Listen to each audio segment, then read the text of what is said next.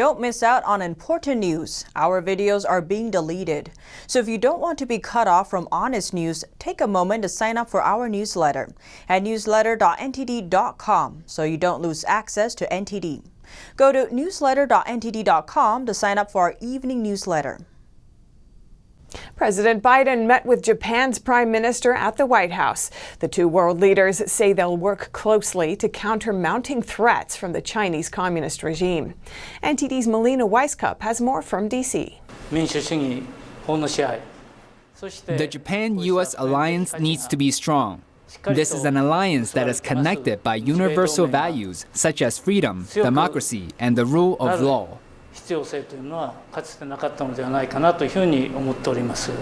aim to work together to push back against China's recent aggressive advances in the East, the South China Seas, and the Taiwan Strait. We committed to working together to take on the challenges from China and on issues like the East China Sea, the South China Sea, as well as North Korea, to ensure a future of a free and open Indo-Pacific. Right now, Japan hosts over 50,000 U.S. military personnel, and they're likely to act if China tries to invade Taiwan. We agreed to oppose any attempts to change the status quo by force or coercion in the East and South China Seas and intimidation of others in the region. At the same time, we agreed on the necessity for each of us to engage in frank dialogue with China and, in so doing, to pursue stability of international relations while upholding universal values. Biden and Suga are also condemning the CCP's human rights abuses in Hong Kong and Xinjiang. And we're committed to defending and advancing our shared values, including human rights and the rule of law. 5G is a top priority too. Japan is committing $2 billion to work with the U.S. to develop 5G alternatives to lessen China's Huawei dominance. That includes making sure we invest in and protect the technologies that will maintain and sharpen our competitive edge.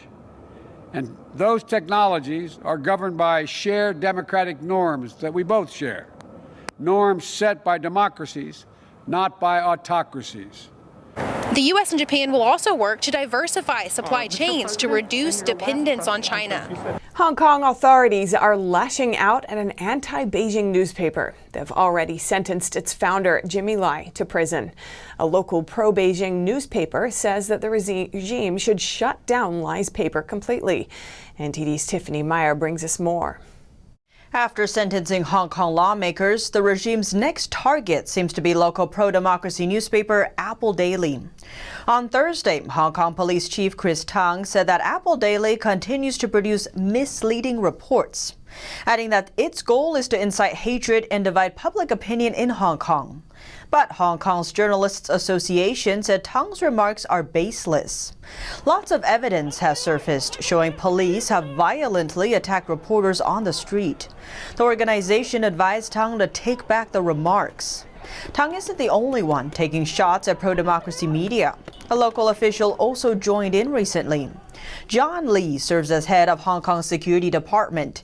He said the city's human rights activists use the media to spread destructive thoughts. He also accused the activists of endangering national security. The remarks coincide with an editorial published by a local pro-Beijing newspaper. On Friday, Da Gongbao newspaper suggested that Apple Daily should be shut down to close a security loophole. The article accused the pro-democracy publication of colluding with foreign forces, inciting violence, and publishing fake news. Apple Daily's founder Jimmy Lai responded to the attacks. The 73-year-old's handwritten letter reads, "Let's stand tall in fallen times." He said journalists should seek justice, and as long as their minds are righteous, they are fulfilling their responsibility. Lai has been held in custody since late last year. He wrote the letter while in jail. In it, he thanked colleagues for their love and support. Lai was sentenced to an additional 12 months in prison on Friday. The CCP's public opinion war involves a lot more participants than you may have imagined. In addition to the 50-cent army, 20 million so-called volunteers have also joined the fight. Their average age is just 19. The 50-cent army refers to internet commentators hired by Chinese authorities. Their job is to manipulate public opinions online. Their name comes from their alleged pay of 50 cents per post. Earlier this week, Georgetown University researcher Ryan Fedusiak published his study about China's internet trolls at a Washington-based think tank. Fedusiak says according to research data, most of the so-called online volunteers are college students. Their task is to, as they call it, purify the cyberspace.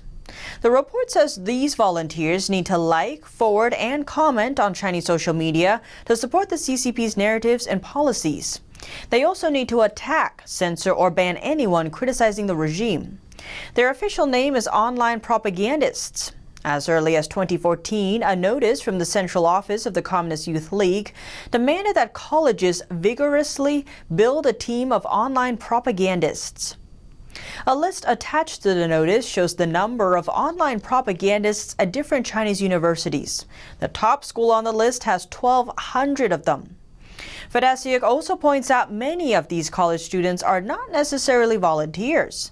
Some of them may want to work in government agencies or state-run companies after graduation. Experiences as an online propagandist can make their resumes look better. Fedusiak reminds the international community about the CCP's recent boycott of international brands. He says this is just the first step of the CCP's public opinion war. A Black Lives Matter co-founder has bought 4 high-end homes in the U.S., but you won't read about it on Facebook.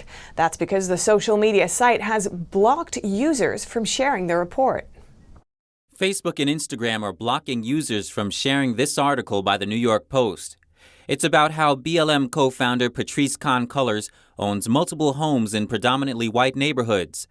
Facebook is also censoring a similar report by the Daily Mail. The New York Post article states that Cullors, a self-proclaimed Marxist, has purchased 4 high-end homes for $3.2 million in the U.S. since 2016. According to the report, she has also looked into purchasing a home in the Bahamas at an ultra-exclusive resort where some celebrities have homes. Apartments and townhouses at the beachfront Albany Resort range from $5 million to $20 million. But on Thursday, Facebook users noticed they couldn't share the article on their timeline or through the Messenger app. When a user attempts to share the link, they are blocked from doing so with this message, saying the link goes against Facebook's community standards. This is not the first time social media giants have blocked users from sharing a New York Post article. In October 2020, the infamous Hunter Biden story met the same treatment on Facebook and Twitter. Twitter said it blocked the article because it violated its hacked materials policy and contained phone numbers and emails that violated its private information policy. And former Georgia lawmaker Vernon Jones will challenge Governor Brian Kemp in the state's Republican primary next year. Jones is promising to replace the current voting system in Georgia. NTD's Allison Lee has the details. Former Georgia State Representative and Democrat-turned-Republican Vernon Jones is announcing his bid for Georgia governor in 2022. During his press conference on Friday morning, Jones says he is challenging current Governor Brian Kemp in the Republican primary. The time has come. Georgia is ready, he says. I am pro-Second Amendment, I am pro-life, and I will work with anyone who's willing to put Georgia first. Jones says his top priority is to replace Georgia's current Dominion voting system, and he is also promising to achieve school choice and reform the education system. He is campaigning on a pro-Trump and Georgia First agenda. He tweeted earlier this week that Brian Kemp still hasn't discontinued the use of Dominion voting machines in the state of Georgia. I'll do it on day 1. He criticizes what he calls Governor Kemp's failed leadership during the 2020 elections, cancel culture, and socialist policies. We rather change this country for the better than to fall to the fake outrage, the Twitter mob, and the cancel culture of the left. We are building an army. Jones used to be a lifelong Democrat. He made national headlines a year ago for endorsing Trump's re-election as a Democrat lawmaker. He switched to the Republican Party in January this year. Jones campaigned actively to support Trump and Georgia's 2 Republican senators during the 2020 elections. Trump had called on Governor Kemp to resign and promised to campaign against him. Allison Lee, NTD News.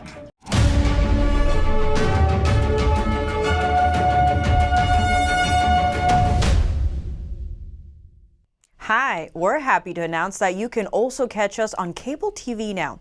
Millions of households already choose us as one of their trusted news sources, and you can too.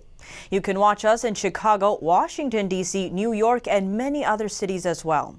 And if your system doesn't carry NTD yet, you can just give them a quick call and request NTD on your cable provider. Thank you for watching. See you next time.